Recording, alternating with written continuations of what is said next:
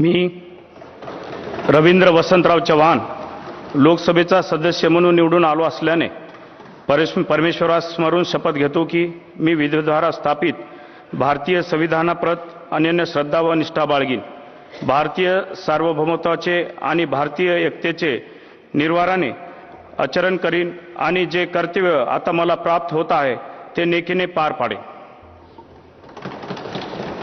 जय हिंद, जय महाराष्ट्र, जय संविधान।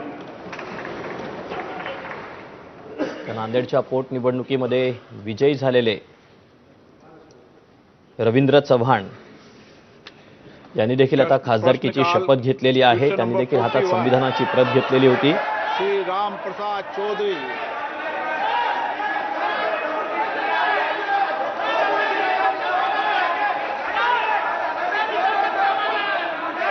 राम जी माननीय मंत्री जी